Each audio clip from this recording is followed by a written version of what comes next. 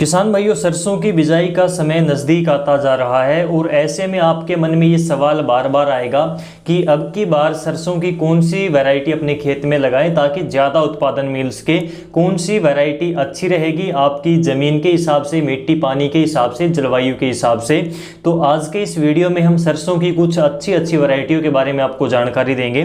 तो चलिए शुरू करते हैं। सभी वैरायटियों के बारे में कुछ मेन पॉइंट हमने यहाँ पर सिलेक्ट किए हैं, जैसे कि उस वैरायटी का बिजाई का सही समय क्या है, अगेती पछेती किस टाइम पर हम उसको लगा सकते हैं, उस वैरायटी के लिए मिट्टी कैसी चाहिए, यानी कि हल्की या फिर भारी, किस प्रकार की मिट्टी में वो वैरायटी ज़्यादा उत्पादन दे सकती है, उस वैरायटी की लगभग पैदावार कितनी रहेगी, पकने में वो कितना समय लेती है, उसके पौधे की ऊंचाई कितनी रहती है, उसमें तेल की मात्रा कितनी रहेगी। तो ये वो कुछ पॉइंट हैं जो कि हम प्रत्येक वैरायटी के बारे में इनके ऊपर बात करेंगे। चलिए शुरू करते हैं। किसान भाइयों, सबसे पहले तो मैं आपको किसी भी फसल की कोई भी वैरायटी के बारे में बताता हूं तो वहां पर एक बात आपको जरूर बताई जाती है कि सबसे पहले आप ये देखें कि आपके एरिया में, आपके आसपास के क्षेत्र में कौन सी वैरायटी किस प्रकार की मिट्टी में सबसे ज़्यादा उत्पादन दे रही है पिछले 2-3 सालों से। तो उसी वैरायटी की तरफ आप सबसे पहले जाएं, वो वैरायटी अपने खेत में लगाएं। वो वैरायटी आपके जलवायु के हिसाब से परफेक्ट है, वो आपको सही उत्पादन दे सकती है। इसके अलावा किसी भी नई वैरायटी के बारे में आप यदि सुनते हैं तो वो वैरायटी कुछ जगह पर अपने खेत में आप ट्राई कर सकते हैं। यदि अच्छा उत्पादन देती है तो अगले साल आप उसको अपने खेत में ज़्यादा जगह में लगा सकते हैं। तो ये बात आप जरूर ध्यान रखें। तो चलिए अब वैरायटियों के बारे में बात करते हैं। तो ये सभी वैरायटियां सफ़ेद रतुआ यानी कि वाइट रस्ट और डाउनी मिल्ड्यू यानी कि सफ़ेद फफूंदी के प्रति सहनशील हैं। और सबसे पहले यहाँ पर हम बात करते हैं पायोनियर 4546 के बारे में। ये मानी हुई वैरायटी है, किसानों की बहुत ज़्यादा पसंद की जाने वाली वैरायटी है। भारी काली मिट्टी में और जहाँ पर अच्छा पानी लगता है वहाँ पर आप इस वैरायटी को अगेता लगा सकते हैं टाइम से पहले, यानी कि अगेती इसकी बिजाई कर सकते हैं। इसकी हाइट 160 सेंटीमीटर से लेकर 180 सेंटीमीटर रहती है। 125 से 130 दिन में ये पक जाती है, हार्वेस्टिंग के लायक हो जाती है, कटाई के लिए तैयार हो जाती है। इसका प्रोडक्शन 12 से 15 क्विंटल प्रति एकड़ तक बैठ जाता है और इसमें तेल की मात्रा 42% तक पाई जाती है, जो कि काफ़ी अच्छी होती है। पकने के बाद इसकी आपको जल्दी कटाई करनी चाहिए, नहीं तो बाद में यदि आप इसमें टाइम ज़्यादा लगा देते हैं, ये सूख जाती है तो झड़ने की इसमें समस्या आ जाती है। ये बात आप ध्यान रखें। भारी मिट्टी में अगेती यदि आप बिजाई करते हैं तो काफ़ी ज़्यादा उत्पादन आप इस वैरायटी से निकाल सकते हैं।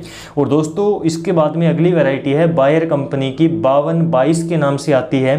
5222 की यदि हम बात करें तो ये भारी और काली मिट्टी में लगा सकते हैं जहां पर अच्छा पानी हो। अगेती और नॉर्मल टाइम के ऊपर, यानी कि टाइमली आप इस वैरायटी को लगा सकते हैं, लेट इस वैरायटी को ना लगाएं। हाइट इसकी रहती है 160 से 180 सेंटीमीटर और 125 से 130 दिन में ये वैरायटी भी पक जाती है। इसका प्रोडक्शन यानी कि उत्पादन 12 से 14 क्विंटल प्रति एकड़ तक जा सकता है। इसमें तेल की मात्रा 40 से 41-42% तक चली जाती है। तो इस प्रकार से यदि मैं बात करूं कि टाइम पर बिजाई करने पर आप किसी भी वैरायटी का मैक्सिमम उत्पादन ले सकते हैं, और जैसे जैसे आप उसकी बिजाई लेट करते जाते हैं, टाइम निकालते जाते हैं, तो उसका उत्पादन भी कम होता चला जाता है। तो ये बात आप ध्यान रखें। इसके बाद में शक्तिवर्धक कंपनी की SVJH 84 के बारे में हम यदि बात करें तो इस वैरायटी का रिजल्ट हमने पिछले साल आपको किसान के खेत में भी दिखाया था। अब की बार कोशिश करेंगे कि ये जो वैरायटियां हम आपको बता रहे हैं इन सभी का रिजल्ट आपको दिखाया जाए, वो भी किसान के खेत में, कि ये वैरायटियां किसान के खेत में कैसा परफॉर्म करती हैं।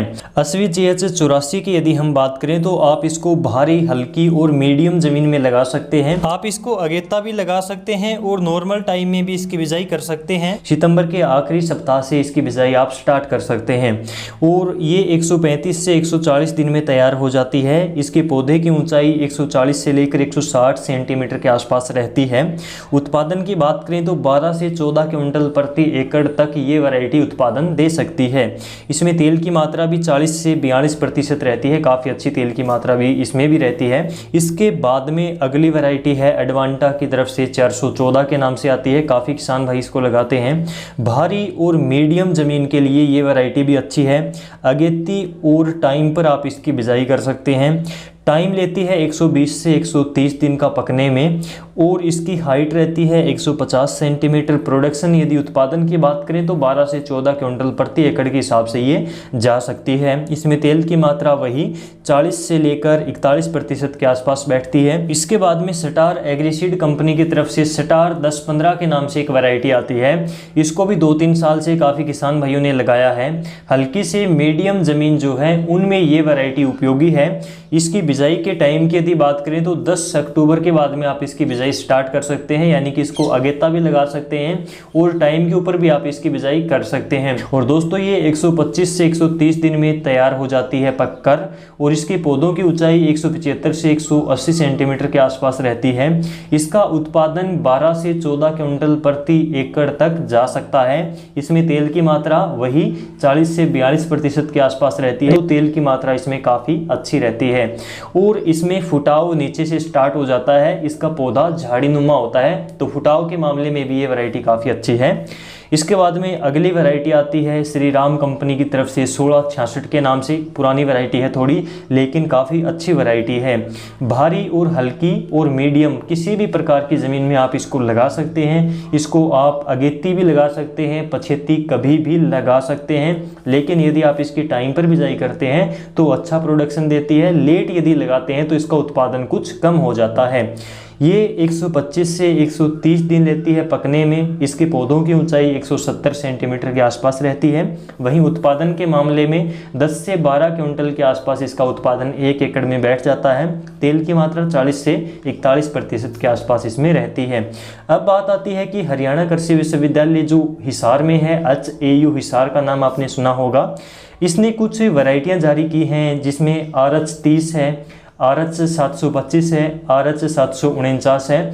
ये हाइब्रिड वैरायटियां नहीं हैं। ऊपर वाले जो हमने बताई वो सभी हाइब्रिड वैरायटियां हैं, लेकिन ये तीनों जो यूनिवर्सिटी ने जारी करी हैं ये हाइब्रिड वैरायटियां नहीं हैं।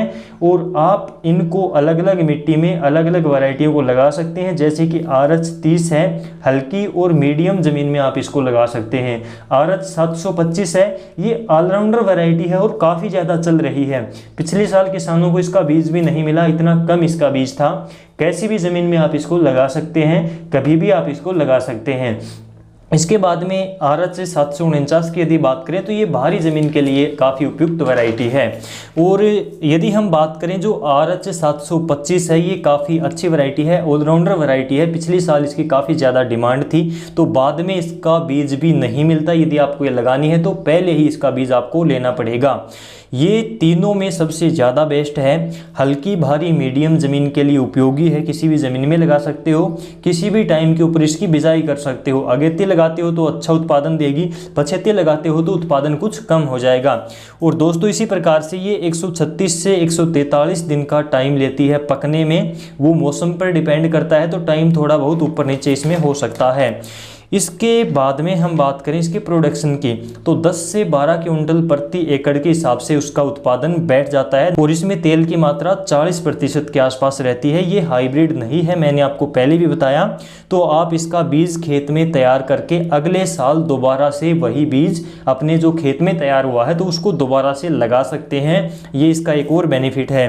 सबसे कम समय में तैयार होने वाली वैरायटी की यदि हम बात करें तो ये है PT 303। ये केवल 90 से 100 दिन में तैयार हो जाती है। ये वैरायटी उन किसानों के लिए है जो लास्ट में जाकर जब गेहूं की बिजाई का टाइम आता है और तब वो ये सोचते हैं कि हमें अब सरसों की बिजाई करनी थी, अब सरसों की बिजाई करनी है, तो ये वैरायटी वो लगा सकते हैं। थोड़े समय में तैयार हो जाती है।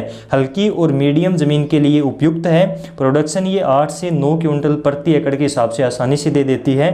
तेल की मात्रा 40% के आसपास इसमें भी रहती है। तो इस प्रकार से ये सभी वैरायटियाँ अलग अलग कंडीशन में उपयुक्त हैं। कोई भी वैरायटी बुरी नहीं है। अपनी कंडीशन में अपनी जगह पर सभी वैरायटियां बेस्ट हैं, अच्छी हैं। तो इन कंडीशन को ध्यान में रखकर आप इन वैरायटियों का चुनाव कर सकते हैं। उम्मीद है आपको अच्छे से अच्छा उत्पादन ये वैरायटियां जरूर देंगी। यदि ये जानकारी आपको पसंद आई हो तो इस वीडियो को दूसरे किसान भाइयों तक भी शेयर जरूर करें, ताकि उन्हें भी ये जानकारी सही समय पर मिल सके। और इसी प्रकार की खेतीबाड़ी की सही और सटीक जानकारी के लिए आप डियर किसान यूट्यूब चैनल को सब्सक्राइब करें। इसी प्रकार की वीडियो आपको समय पर मिलती रहेंगी। इस वीडियो में बस इतना ही। नमस्कार, जय हिंद।